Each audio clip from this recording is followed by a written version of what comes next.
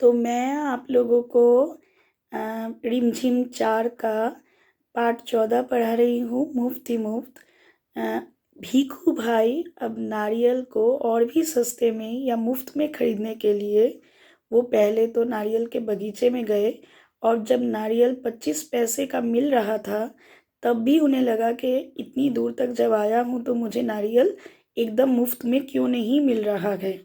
तब माली ने कहा कि अरे काका, अगर मुफ्त में ही चाहिए तो ये रहा पेड़ और वो रहा नारियल। पेड़ पर चढ़ जाओ और जितने चाहे तोड़ लो, वो भी मुफ्त में। यहाँ नारियल की कोई कमी नहीं है। मैं तो अपनी मेहनत के पैसे लेता हूँ। ये सुनकर भीखू भाई तो खुशी से फूले ना समाये, क्योंकि उन्हें लगा कि उनका यहाँ तक आना, इतनी मेहनत करना बेकार नहीं गया। वो अब जितना चाहे नारियल मुफ्त में ले सकते हैं। इसीलिए ये सोचकर उन्होंने जल्दी जल्दी पेड़ पर चढ़ना शुरू किया। और पेड़ पर चढ़ते चढ़ते भीखू भाई मन ही मन सोचने लगे कि मेरी तो किस्मत खुल गई। मैं जितने चाहे नारियल तोड़ कर ले जा सकूंगा, वो भी उसके मुझे पैसे नहीं देने पड़ेंगे, मुफ्त है, बिना खर्च के, निशुल्क। तो क्या बात है। तो भीखू भाई तो ऊपर पहुंच ही गए, और फिर वो टहनी और तना, टहनी यानी ब्रांच और तना यानी स्टेम, उन दोनों के बीच में चढ़कर आराम से बीच में बैठ गए। और दोनों हाथों को आगे बढ़ाकर नारियल पकड़ना ही चाहते थे कि अचानक सबसे बड़े नारियल को वो तोड़ने के लिए थोड़ा आगे बढ़े कि अचानक उनके पैर फिसल गए, और जक करके उनके मुंह से एक आवाज़ आई। और पैर फिसलने की भी आवाज़ हो सकती है क्योंकि पेड़ों में है वो। भीखू भाई ने एकदम से नारियल को अच्छी तरह से पकड़ लिया। ठीक है। उनके दोनों पैर अब हवा में झूलने लगे। ओ माँ, अब मैं क्या करूं। भीखू भाई तो एकदम चिल्लाने लगे, अरे भाई, कोई तो मदद करो। उन्होंने नीचे खड़े माली से अब विनती की, और माली ने कहा, वो काम मेरा नहीं काका, मैंने सिर्फ नारियल लेने की बात की थी। बाकी सब तुम्हारे और तुम्हारे नारियल के बीच का मामला है। पैसे नहीं, खरीदना नहीं, बेचना नहीं, और मदद भी नहीं, सब कुछ मुफ्त। यानी अब माली जो है वो काका को सबक सिखाना चाहता था। तभी वहां से ऊंट पर सवार होकर एक आदमी गुजर रहा था। भीखू भाई जोर जोर से उसे बुलाने लगे, अरे ओ ऊंट वाले, मेरे पैर वापस पेड़ पर टिका दो ना, बड़ी मेहरबानी होगी। मेहरबानी होगी यानी तुम्हारी बड़ी कृपा होगी। ऊंट वाले ने सोचा, चलो मदद कर देता हूँ, मेरा क्या जाता है। ऊंट की पीठ पर खड़े होकर उसने भीखू भाई के पैरों को पकड़ लिया। ठीक उसी समय ऊंट को हरे हरे पत्ते नजर आए। पत्ते खाने के लालच में ऊंट ने गर्दन झुकाई। ठीक है, गर्दन को झुकाया, और अपनी जगह से वो ऊंट हट गया। बस, वो आदमी ऊंट की पीठ से फिसल गया। कौन? ऊंट वाला। अपनी जान बचाने के लिए उसने क्या किया, भीखू भाई के पैरों को कसकर पकड़ लिया। अब दोनों ही लटक रहे थे। इतने में वहां से एक घुड़सवार गुजरा। घुड़सवार यानी घोड़े की सवारी करने वाला। अब भीखू भाई गुजराती में बोल रहे हैं। भीखू भाई और ऊंट वाला दोनों कह रहे हैं, अरे सामलो छो, यानी सुनो भाई, कोई तो बचाओ बचाओ। घुड़सवार को देखकर भीखू भाई ने दुहाई दी, ओ मेरे भाई, मुझे पेड़ पर वापस पहुंचा दो। अब भीखू भाई की लालच के बारे में जरा सोचो।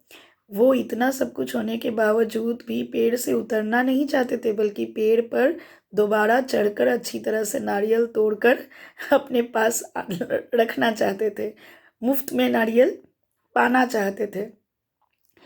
अब घुड़सवार ने सोचा, 1 मिनट भी नहीं लगेगा, मैं घोड़े की पीठ पर चढ़कर इनकी मदद कर देता हूँ।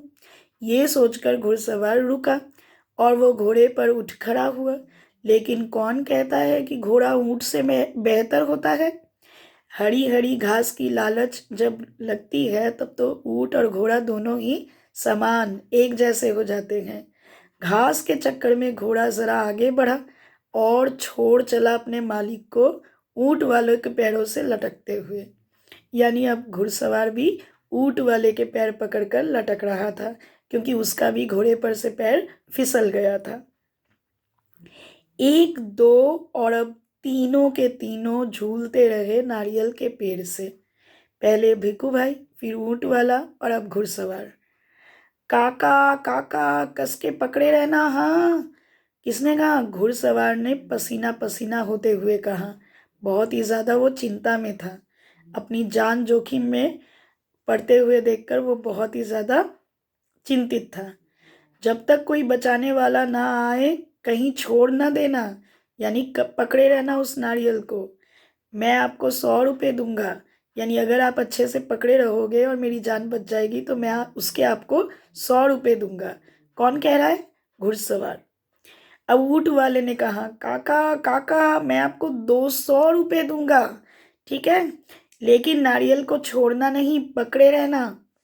100 और 200, यानी घुड़सवार के 100 और ऊंट वाले के 200, कुल मिलाकर 300 रुपये काका को मिलने वाले थे। तो बस काका मन ही मन सोचने लगे, बाप रे बाप, 300 रुपये! भीखू भाई का सिर तो एकदम चकरा गया। ठीक है, चकरा जाना मतलब सिर घूम गया एकदम आनंद के कारण। इतना सारा पैसा!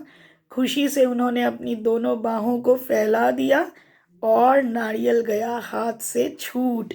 मतलब वो सोच रही थी इतना सारा पैसा, बस नारियल हाथ से छूट गया।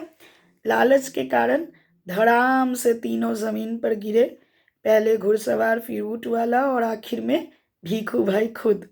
और भीखू भाई अपने आप को संभाल ही रहे थे कि अचानक एक बहुत बड़ा सा नारियल उनके सिर पर आकर फूट गया। एकदम सिर पर लगा, नारियल फूट गया, वो भी बिल्कुल मुफ्त।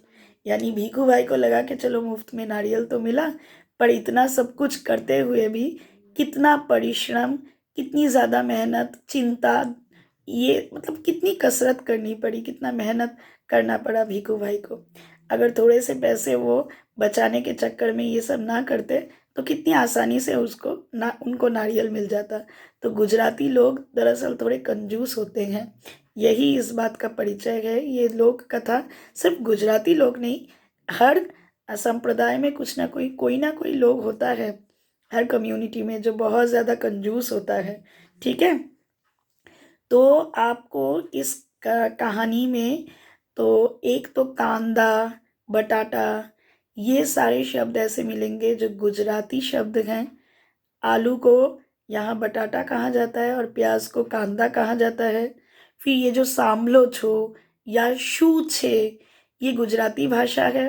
ठीक है, और साथ ही ये जो भीखू भाई या ये जो लाभू बेन, तो हर ये मतलब पुरुष के नाम के साथ भाई और महिलाओं के नाम के साथ बेन, ये लगाना भी ये गुजराती लोगों की निशानी है। और यहाँ जो चित्र दिए गए हैं, उन चित्रों में जो भी चित्रकारी है या भीखू भाई का जो चित्रण दिया गया है, उनकी वेशभूषा, पहनावा, बोलचाल, इन सब से पता चल जाता है कि गुजरात की ये एक बहुत ही अच्छी लोक कथा है, जिसमें गुजराती परंपरा, वहाँ की संस्कृति हमें देखने को मिलती है, वहाँ का वेशभूषा हमें देखने को मिलते हैं। ठीक है, उनके पगड़ी, हाथ में छड़ी लेना, ठीक है, तो ये सारी चीज़ें आपको गुजराती शैली का पता चलता है। अगर आपको ये वीडियो अच्छी लगी हो तो इसको लाइक ज़रूर कीजिएगा।